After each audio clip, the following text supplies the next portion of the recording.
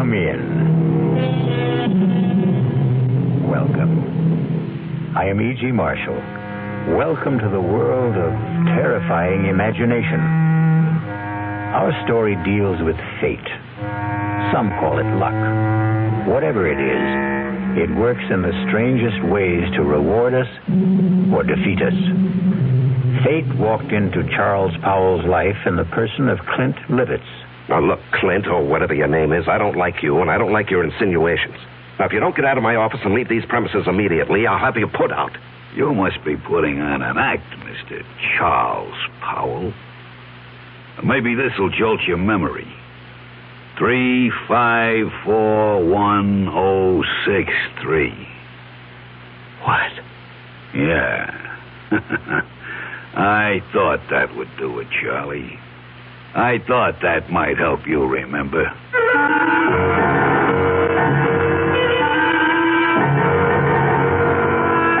Our mystery drama, No Hiding Place, was written especially for the Mystery Theater by Sidney Sloan and stars Larry Haynes. It is sponsored in part by the Kellogg Company, makers of Kellogg's Special K cereal. I'll be back shortly with Act One. And now another tale of the ball and chain. At Kellogg's Special K presents Overweight on an overnight train. Is the seat taken? Please, sit down. You have exceptional legs. But why is one of them attached to a ball and chain? This ball and chain? It's a symbol. Funny, I would have sworn it was a ball and chain. I mean symbolic. Because carrying around a few extra pounds can be just like lugging around this ball and chain. I see. May I suggest something? Try a bowl of Special K, skim milk, orange juice, and coffee. It's the Special K breakfast. Will it make me lose weight? No. Oh. You must also exercise and eat smart at every meal. I see. Do you know the Special K breakfast is less than 240 calories, 99% fat-free, and delicious? No, but if you hum a few bars... And that's another tale of the ball and chain. Your happy ending could begin with the Kellogg's Special K breakfast. That's Kellogg's Special K. Good night. Well, it's all right to tell one lie, isn't it? You can't. Then how about lying just a little bit? Not a little bit. You mean you can never lie? Never. Well, why not? Because when you tell a lie, Yeah. it gets stuck inside your heart. You mean that just one lie will make your heart dark? Makes you sad, too. Oh. Then what should you do if you tell a lie? Well, you just say I'm sorry. And then what? Then the light goes inside your heart. Oh, the light goes on? Yeah. Oh, a light doesn't really go on in your heart, does it? Yes, it does. Well, how do you know? Because the light in your heart will shine in your eyes. Oh. And then you'll be happy. I wonder why people tell lies. I wonder why, too. From the Franciscans, with love.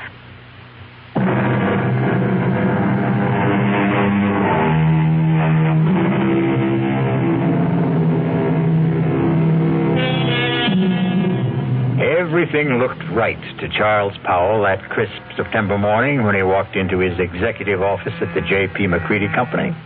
And why shouldn't it? Charlie Powell was a big shot there. At 37, executive vice president of one of the largest manufacturers of heavy construction equipment in the country.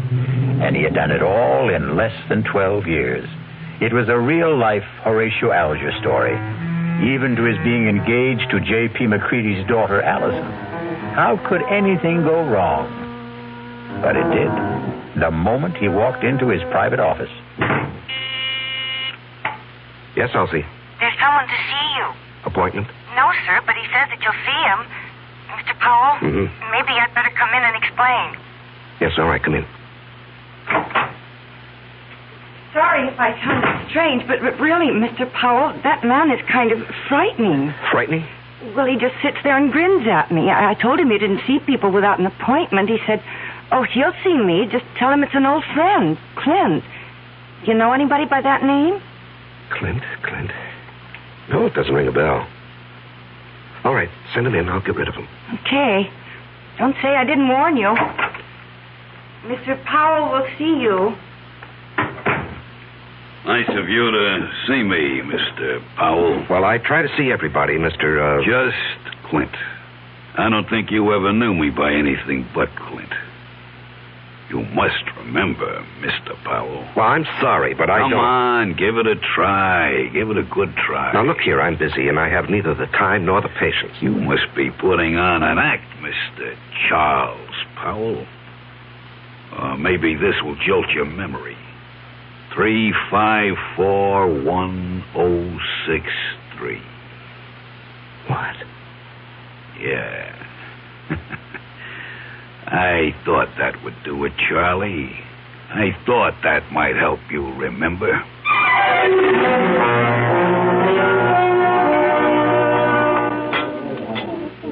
Charles? Oh, I'm sorry, Mr. McCready. I guess I was daydreaming. Something bothering you, young man? Oh, no. I hope not. Here I take you to the best French restaurant in town. You pick at your food, gaze into space, send your dinner away hardly touched. Oh, did I send all that good food back without eating it? You did? I particularly wanted to see you alone, Charles, because I have a little news for you. News? What kind of news, Mr. McCready? And that's another thing. You're so damned formal with me, Mr. McCready. Do you realize that in exactly 5 weeks you're going to be one of the family? Yes, of course I realize. How could I overlook it when Allison keeps reminding me regularly? Very well, then. Do you think it proper to call your father-in-law to be Mr. McCready? If you don't start calling me John... Okay. John, it'll be. I'm going to leak a little information to you. Yes? As you know, I've been thinking of stepping down from the presidency of the company. Yes, well, it has been rumored, but I wish you'd reconsider. Now, sincerely, the place wouldn't be the same without you. Oh, I'll still be there, Charlie. I'm not giving up my stock. The name of the company will still be J.P. McCready Company. The only difference will be that you will be sitting at my desk. Sitting at your desk? Well, I thought Hedges was slated to take over when you stepped down. No. Well, Tom was seriously considered, but he's a bit too old for the job. No, the company needs young blood. Well, I'm really bowled over. I've watched you grow. Come up on merit, ability. You're going to go far, my boy. Of course, the board will have to vote on your appointment, but... that, as the saying goes, is in the bag. Well, there's something you've omitted, John. You haven't asked me if I wanted the job. Is it necessary to ask? I remember another lunch with you several years ago. We got talking about ambitions, and you said that you would never be satisfied with second best. It had to be the top job, or you'd move on. Yes. But that was before this morning. What? Nothing. Just mumbling. I'd like to know how you feel about it, Charles. Well, even to be considered for the position is an honor, Mr. John. And your answer? Let me think it over. I must think it over.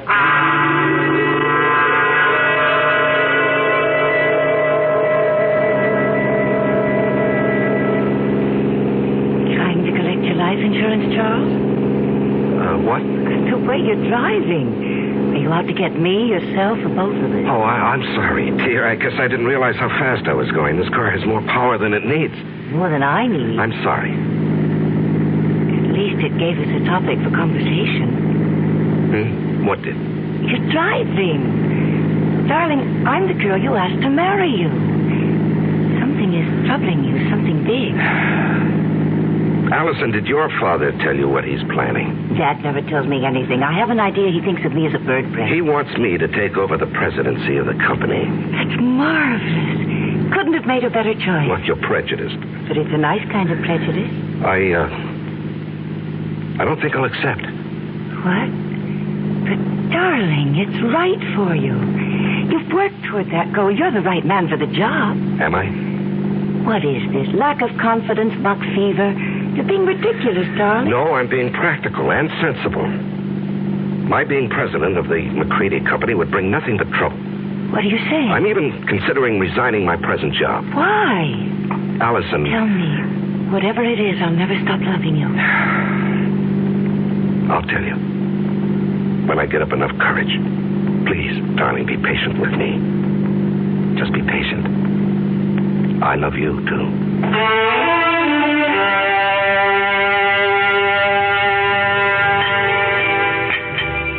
So you finally got here. Thought you were going to forget our appointment. You didn't really think that, Clint. Oh, I knew you'd come. You wouldn't dare not to come. Sit. You got it with you? Yes, I've got it. Small bills. 5s, 10s, as specified. Let's have it. Here. And a pretty manila envelope, too. Nice and neat. Thanks. Now, look, I don't know how much longer I can do this. You'll do it as long as I say. And if I run out of money? You'll just have to scrounge around and find more. Well, I'm thinking of quitting my job. You wouldn't want to do that, Charlie. Well, suppose it gets too much for me and I say, go ahead, spill what you know. No, you wouldn't do that. You're going to marry a very rich girl. A couple of extra yards ain't going to change your manner of living. Even a couple extra grand. How long are you going to suck my blood? I don't like the way you put that, Charlie. I'd rather you'd think of it like it was sort of sharing the wealth. You got the bread. I got nothing. This way, we both got something. I got a nice living, and you got your freedom.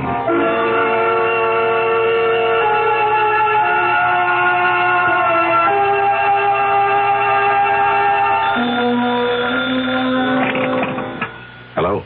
Charles? Oh, yes, Mr. yes, John. Sorry to bother you at this hour. You wanted to sleep, were you? At 10:15, no. The reason I'm calling... Yes. Is something bothering you, my boy? Well, I've had some things on my mind lately. I'm sorry it was so noticeable. Well, it occurred to me that a young man gets a bit absent-minded as the day of his wedding approaches. Perhaps a bit frightened. No, it isn't that, J.P. Oh, excuse me, John. Someone's at my door. Hold on. Just a moment. Forgive me for coming here. I've got your father on the phone. Come in, darling. Hello, John. It was just the porter with a package. What were you saying? Oh, nothing really. I'm just concerned. Whatever's troubling you can be taken care of. I'm backing you all the way. Well, I appreciate your feelings, J.P., but there really is no cause for concern. I'll snap out of this in a day or so. Good. It's reassuring to hear you say that. Now, forgive me for disturbing you. No, I wasn't disturbed. Thanks for calling. Good night. Good night, J.P. Even Dad notices that something is wrong. Yeah. I haven't seen you in 3 days. You trying to tell me something? All I want to tell you is that I love you very much. From a distance. I called you at your office twice this afternoon. Allison, I can't keep this from you. I thought I could, but every day, every hour, it grows bigger. Until now, it feels as though it's going to engulf me. And you, our life, everything that has meaning for me. Darling. No, hear me out. And then if you want to go out that door quietly, I won't say anything more, and you can forget that you've ever known me. Loved you? Are you trying to say you don't want to marry me? That you stop loving me? Darling, it's because I love you that I'm going to tell you. I considered keeping the whole matter from you, writing out the trouble and probably overcoming it. Darling, how little you know me. No matter what the trouble is, I want to be with you. If you want me. Allison, I'm a fraud. What? I'm not Charles Powell. It's a name I assumed to hide my real identity. Want me to go on? Yes, darling. Go on. At the age of 22, I was charged and convicted of murder and sent to San Quentin for life. I was innocent. Evidence, circumstantial evidence. Court-appointed attorney who didn't know what to do or didn't care. A weak effort to appeal, which was refused, and there I was, at 22, in prison for life. Chance of a parole only after serving 20 years. I'd be old, all my young life confined in prison. So, when I had a chance to get out... You escaped. And ran for 2 years. Do you know what it means to be hunted? You can't get a job. You have no place to live. You can't ever sleep for fear someone will see you and turn you in. Oh, darling. I was ready to give myself up when I suddenly discovered that it wasn't necessary to run any longer. I picked up a 2-week-old newspaper and read a report of my death. What? Yes, a man had been burned to death in a flophouse fire. The only thing he had on him was something that I had kept, my only possession, a locket belonging to my mother. It had a picture of her taken when she married my father. And it had been stolen from me as I lay asleep in a freight car. I guess the thief thought it was gold. It was just cheap gold plate. And the man was identified as you? My mother and father's names were inscribed on the back. The man was so badly burned that the locket was the only thing that could possibly identify him. And after 2 years of hunting, the authorities were glad to close the file on Robert Hagen. Robert Hagen? Sounds so strange. The name doesn't fit you. Well, it sounds strange to me, too, now. Darling, I'm innocent. I never did it. It was all a mistake. I don't doubt that for an instant, dearest. I only wish you'd never told me. I had to tell you. You see, someone knows who I am. He's blackmailing me.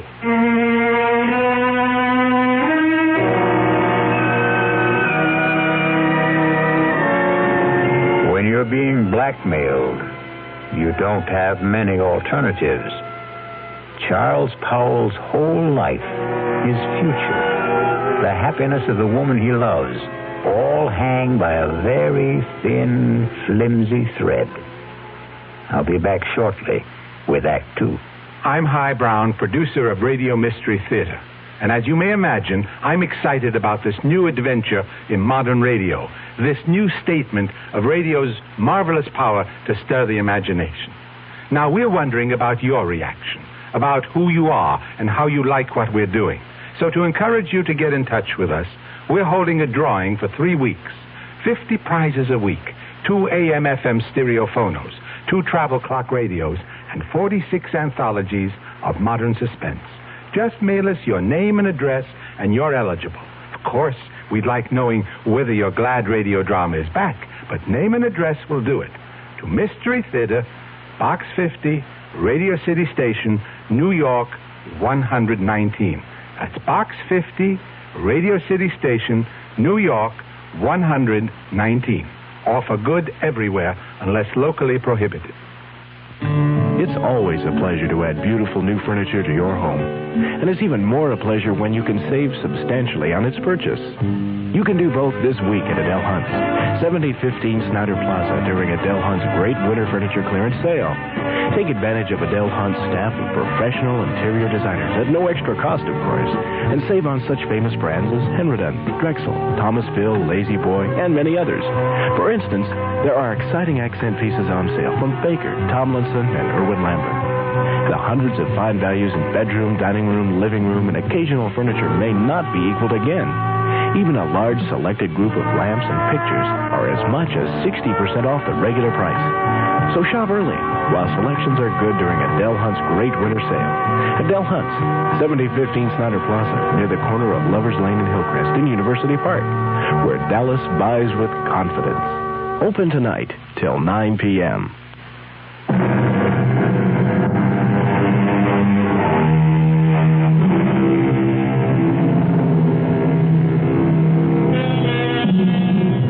When Charles Powell chose to give in to his blackmailer, he didn't envision the trouble that was building up for him. Just keep paying and I'll keep my mouth shut, his blackmailer assured him. But then something happened that threatened to destroy Charles' fragile security. Yes, Elsie? Mr. Hamill is here to see you. George Hamill? Well, we're not playing tennis until tomorrow. I know that, Charlie. I've got something else to talk about. Business. Business? Yours or mine? Mine, but it concerns you. Okay, come in, George. Sorry to barge in on you. I know you're busy. Well, I'm never too busy to see George Hamill, rising young district attorney and next governor of the state. Your humor creaks, Charlie. Seriously, I've got something that sort of disturbs me. Oh? What does? Last night in a bar over on the west side, a man was bashed over the head with a bottle. He's in serious condition. Well, what has that got to do with me? Well, the man who did the bashing, an ex-con by the name of Clinton Livitz. Yes? He's asking for you. Says you'll go as bail. Now, what I want to know is, how does a guy like you get mixed up with a Joe like that? Now, George, what did you think? That he and I were buddies or something? I didn't know what to think. Well, I do know the man. He applied for a job with the company a week or so ago. The foreman who interviewed him discovered he was an ex-con, and he refused to hire him. It was brought to my attention when one of the societies that helps ex-cons called me. So you got him a job in the plant? No, I couldn't. I mean, I wouldn't go over the head of the foreman, but I did see him, and I handed him a couple of dollars. A couple of dollars? You know how much money he had on him when we brought him in? $276. Oh, well, maybe he got lucky at the races with the money I gave him. How much was it? Oh, gee, I don't remember. 15, 20. I just took it out of my pocket and handed it to him. It was a way of easing my conscience. I felt bad about the way our foreman had treated him. Well, take my word for it. This Clint Livitz is a bad customer. Stay away from him. What will become of him? Well, he'll go back to the pen where he belongs. Well, what's the bail set at? $5,000. And you're not seriously considering putting it up, are you? No, I was just asking. Because if you are, that's the last you'll see of your money. For that matter, Mr. Livitz, he'll jump bail. Please, George, I'm a big boy now, and I think I can make my own decisions.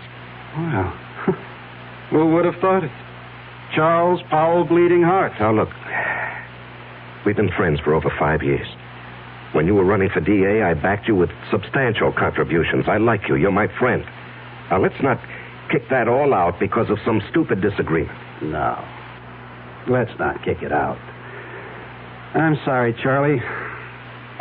But I just can't understand what your connection with that ex-con is.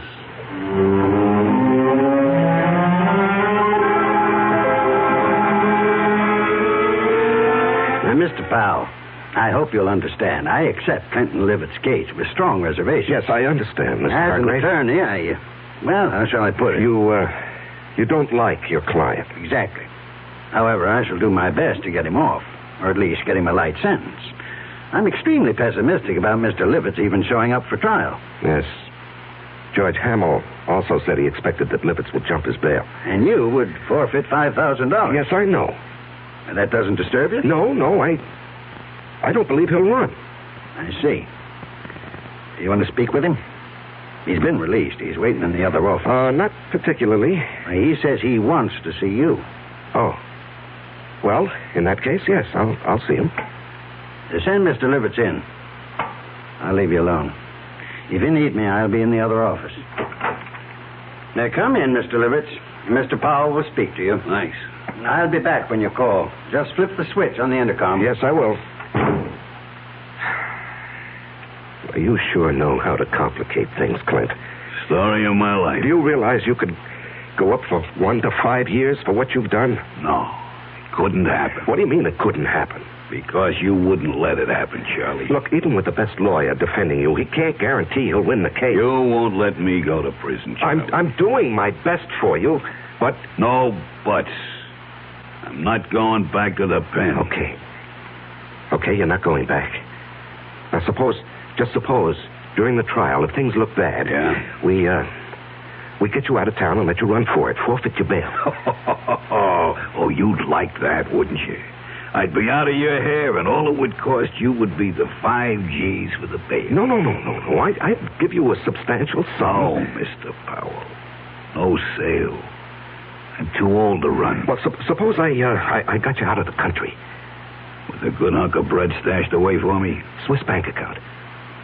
I don't know.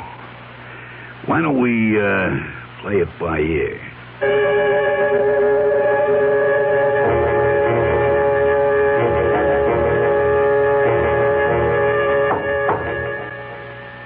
Come in. You wanted to see me, J.P.? Yes. Can you spare a minute? Yeah, sure. I've heard it on the grapevine that you were... How shall I put it? That you were aiding some ex-convict in trouble with the police. That true? Yes, it's true, John, and I think I know what kind of grapes grow on that grapevine. All right. Now, George Hamill. Oh, that damn busybody. Why can't he stick to his job and... Now, George is a friend. He tells me that the man you're protecting is a rather reprehensible character. Will you let me explain? It's just a matter of policy, my helping this man. Policy? Well, yes, you did ask me a few days ago to consider taking over the job of running this company. You're going to accept? Well, I was going to tell you today. Wonderful. Wonderful news. Allison will be delighted. I know she's been worried about your seeming reluctance. Oh, no, not reluctant any longer. In fact, I've got all sorts of ideas about what I want to do. This business of giving a hand to ex-convicts is just one of them. Do you realize what this would mean in publicity for the company? To take an interest in the rehabilitation of men who would otherwise be lost, a burden to the taxpayer? I'm going to hire a PR man. We're going to be the big corporation with a heart, JP.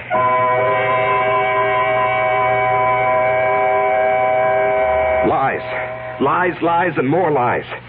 How can I keep all these phony stories straight, Allison? It's like a long, dark tunnel with no ending. It will end, and it will all turn out all right. Don't lose your courage. No, I love you and need you.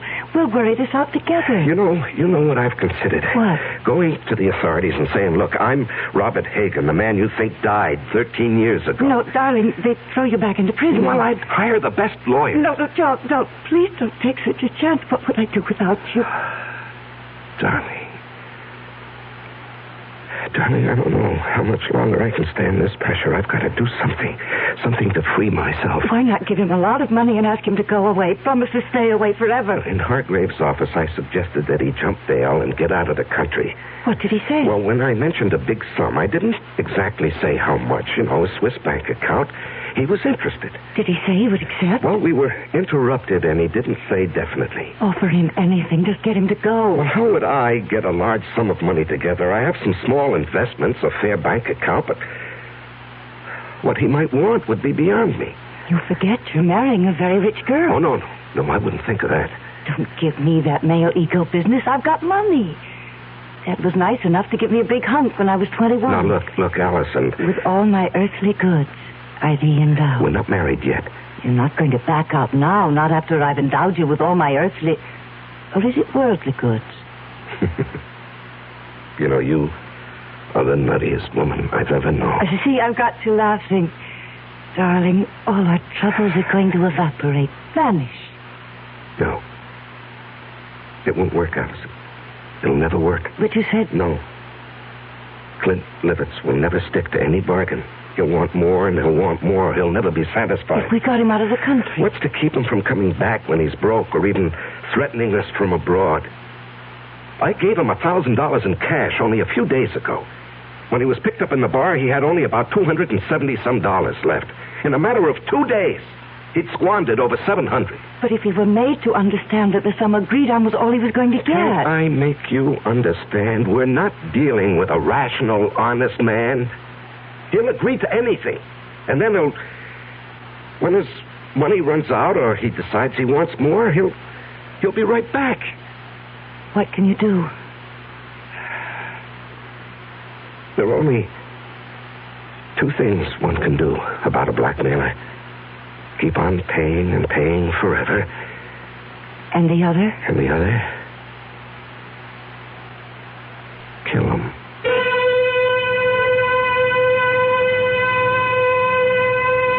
Just 2 ways to deal with a blackmailer. Charles now must face his conscience.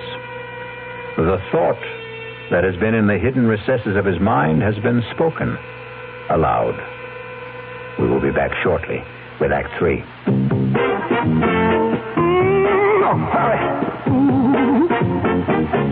When you say butter, you said a lot of things nobody else can say, yeah. When you say butter, you've gone as far as you can go to get the very best.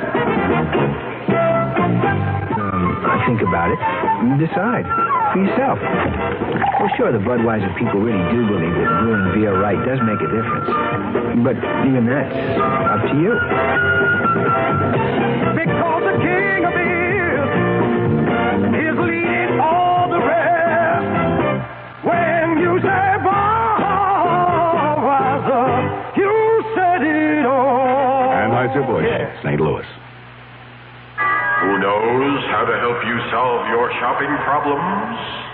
The Better Business Bureau knows. Honey, the TV set just won't work.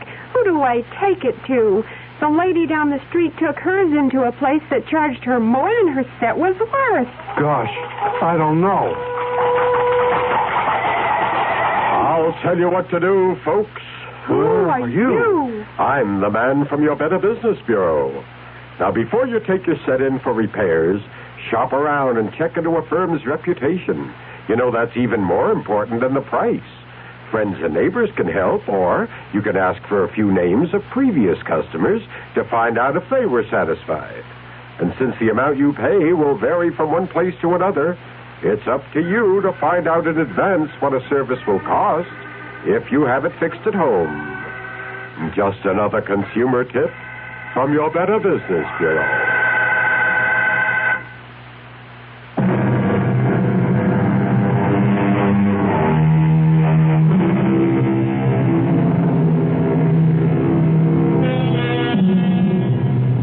Charles Powell's life has reached a climax. He must make a decision to rid himself forever of his blackmailer. And perhaps that very decision will destroy his life and the life of the woman he loves. The alternative is to keep paying and paying, never feeling safe.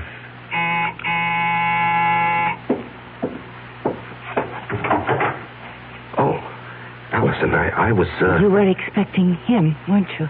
Yes. I gathered as much when I called you at the office this afternoon. Aren't you going to ask me in? Yeah, come in. You were so evasive. Well, he, wanted to see me this evening. He, wants more money. And you're going to give it to him? Well, I haven't many choices, have I? You mentioned one. No, Allison, I'm sorry I let that slip out. I didn't mean it. I couldn't go through with that if I wanted to. I could. What?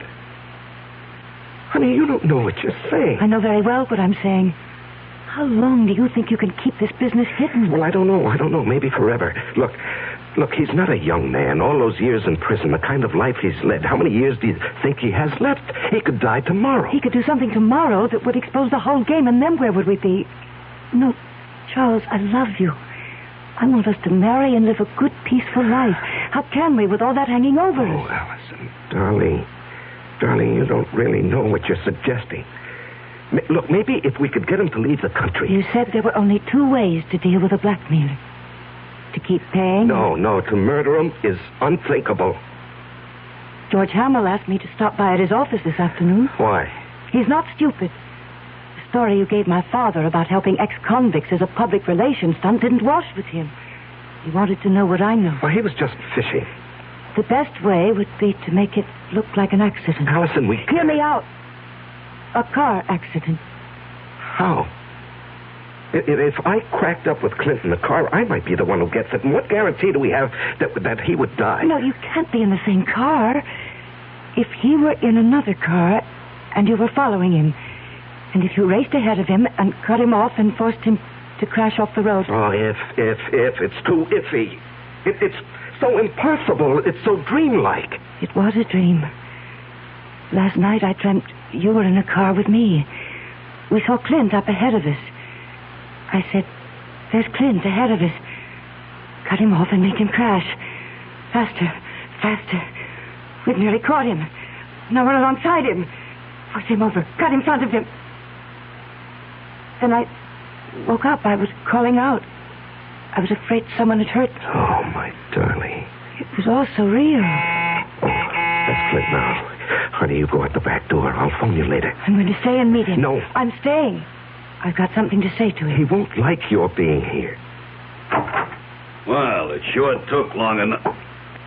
What's the idea, Powell? This is my fiancée, Allison McCready. What's she doing here? Will you come in and stop being childish? I ain't saying a thing. You got nothing on me. And remember, Mr. Powell, you got a lot more to lose than I have. You're not going to lose anything, Mr. Livitz. You're going to gain by my being here. Yeah? Mr. Powell has told me his story, and I agree that it must not get out. Go on. I've a lot more money than... Let me put it this way. Charles and I are going to be married. We want you to leave the country. I bet you do. Look, Clint, you'll do better by accepting our proposition. We intend to hand you $50,000. And an airplane ticket. One way. And never come back. And never come back. Well, I always wanted to travel, but... What? 50 G's. Just chicken feed. Well, that's all there is. Not enough. I'm thinking around $250,000. Out of the question. I'm not going to bargain with you. I can raise $100,000. No, Allison. It's worth it, Charles, if we can depend on Clint to wipe the whole matter out of his memory and just go away. Oh, you can depend on me. I'll keep my bargain. Then it's a deal? A deal. Good. It'll take about 10 days to raise the money. I ain't in a hurry. You are. And, speaking of money, that was the reason I came tonight, Charlie. Here. That's $500. What? Instead of G like the last. That's all I could raise in a hurry. When that runs out, I'll have more. You went through that first 1,000 awfully fast. Well, I got rolled in that bar where I had the trouble. Oh, that reminds me. Your trial comes up in less than 3 weeks. Yeah. Lawyer called me at my hotel. To see if I was still around, I guess. Our plan is for you to jump your bail. I'll forfeit the $5,000 I put up for it. And get you out of the country. With a keister full of green. Hey, wait. I ain't got a passport. Oh, that can be arranged, Clint. Just leave that to me. Okay, friends. You got yourself a deal.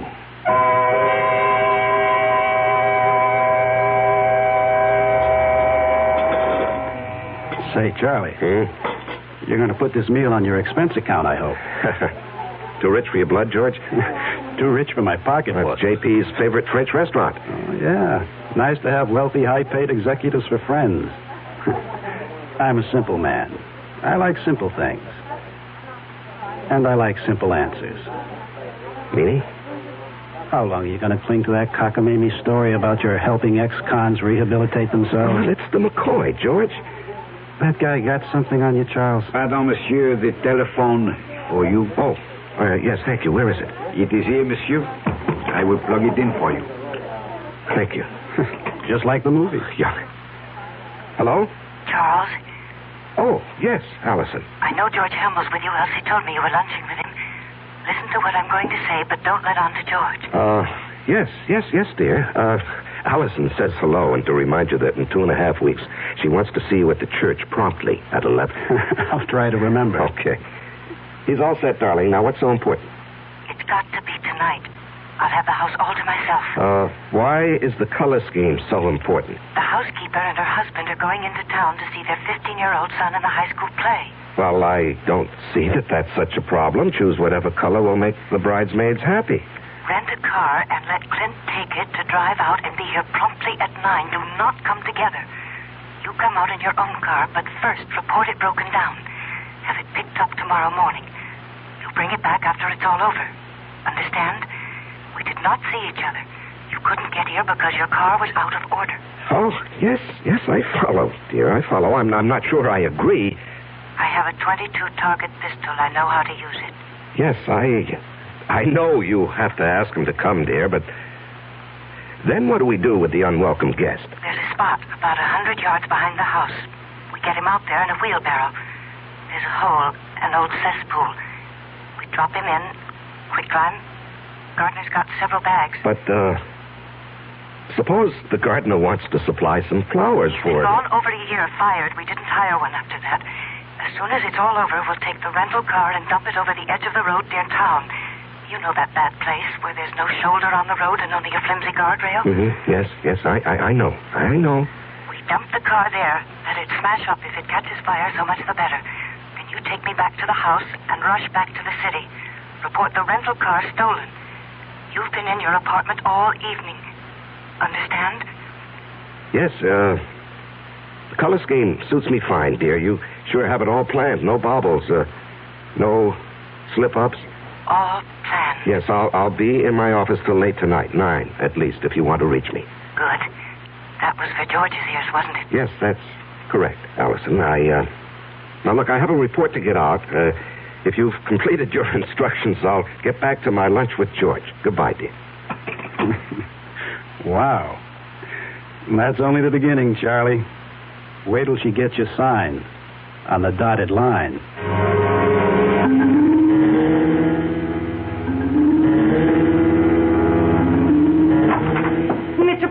Mr. Powell, something terrible's happened. What is it, Elsie? There's been a terrible accident on the late shift. Man's caught in a machine. The big press, they said. Oh, good Lord. Has the hospital been called? I don't know. Well, call them on your phone. I've got to use this one.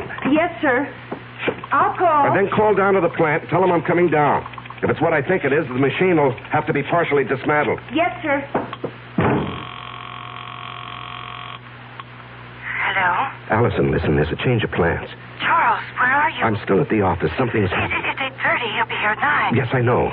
He has the rental car. I got it for him. When will you be here? Well, there's been a bad accident on the night shift. A man's caught in the big metal press. I've got to help get him out. But us? What about us? Well, when he comes, stall him. Just tell him what happened, why I'm delayed. I haven't got the money, Charles. Tell him I'm bringing the money, the airplane ticket, and the passport. Just stall him. I'll do my best, but hurry. He scares me.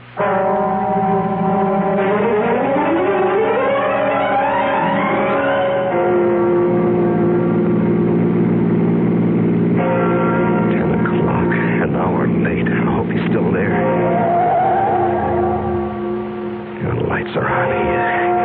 Come back too late. He's still here. He's still here. Allison, open up. Clint, don't leave. Clint, wait. Will you wait? I'm here. Clint. I gotta stop him. I gotta catch him.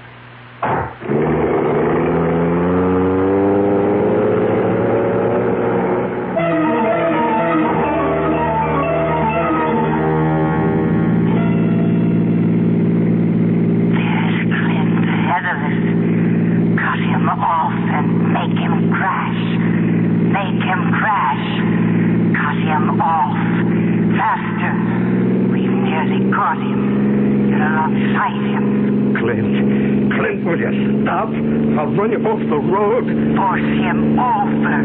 Force him over. You've got him off. You've done it. Crashed and burning. Let him burn.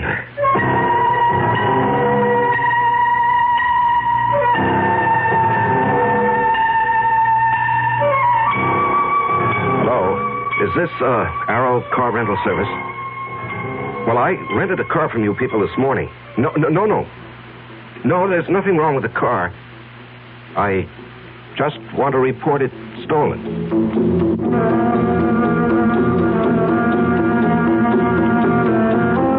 The City Foreign Car Service?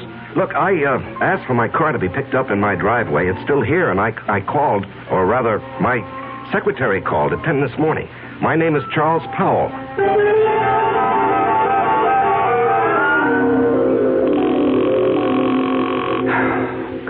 Come on.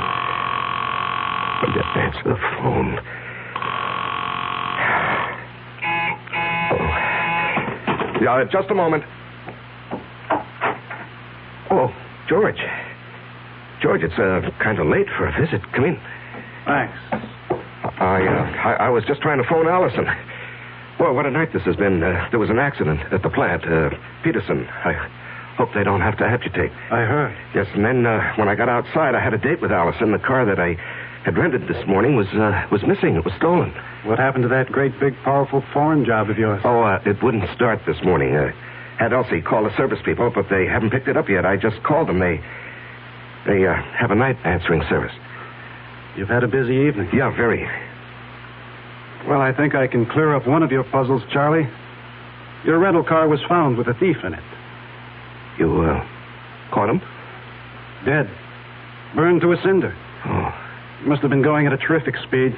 Tire marks on the road as he went off. Cracked up and burned. Yeah. Some kid? No. This may surprise you. It's your protege, Clint Livitz. We found enough of him to identify him.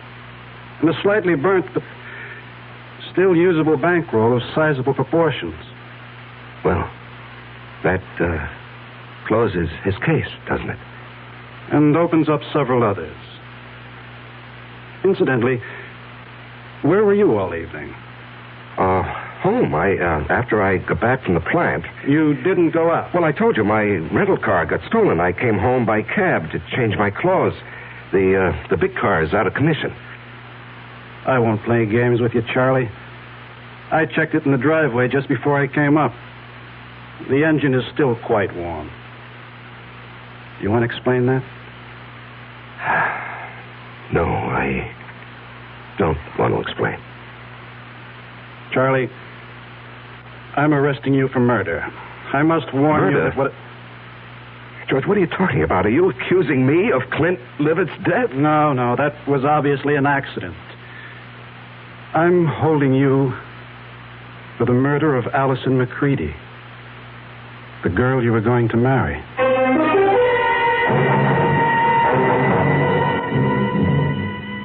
And in conclusion, ladies and gentlemen of the jury, my prosecution of Charles Powell, or Robert Hagan, has been a painful task. I was his best friend.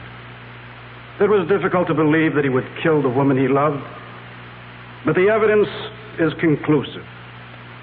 Charles killed his lovely fiancée because she discovered his real identity, an escaped convict, a killer sentenced to life for another murder.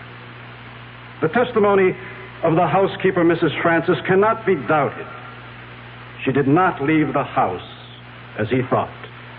She saw him run from the house, jump into his car, and race away.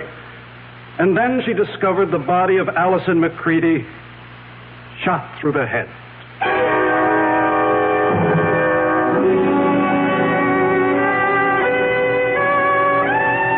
Your Honor, may I make a statement before you pronounce sentence? I did not kill Allison. I loved her. To say anything more in my defense is useless and unnecessary. Allison is dead. All I ask is that I be given the chance to follow her. Swiftly and efficiently.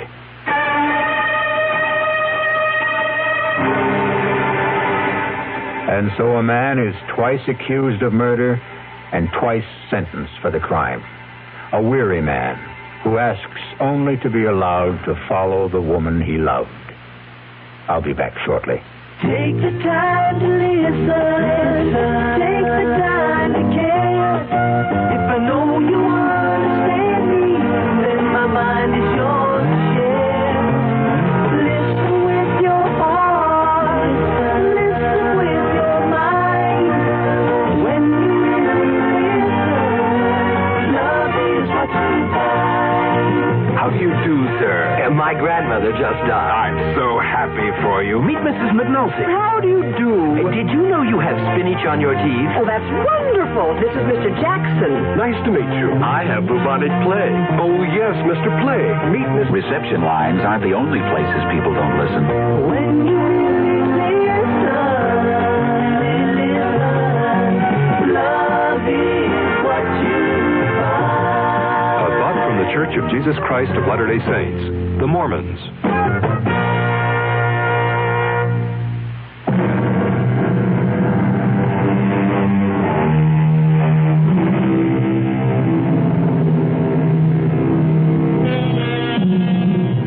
And there we have it. Charles Powell's joust with fate. What difference did it make that he knew that Clint had murdered Allison? They didn't believe him, and he was too weary to try to make them believe. Our cast included Larry Haynes, Ann Meacham, Jackson Beck, Sidney Walker, and Tom Keener. The entire production was under the direction of Himan Brown. Now, a preview of our next tale. I don't understand it. Tub's bone dry, ma'am. Hasn't been used. Now, not tonight, anyway. His clothes. Howard's clothes. He'd empty his suitcases and put his clothes in the closet. Here's his suitcases, too. Just ladies' clothes. Yours, ma'am? Yes. Hey, look, this dream you had. It was no dream. Okay, so maybe you imagined... I didn't imagine anything. Do you imagine a husband? Do you imagine a month-long honeymoon? Do you imagine a man in a chair with a knife in his chest? Radio Mystery Theater was sponsored in part by Anheuser-Busch Incorporated, brewers of Budweiser. This is E.G. Marshall inviting you to return to our Mystery Theater for another adventure in the macabre. Until next time,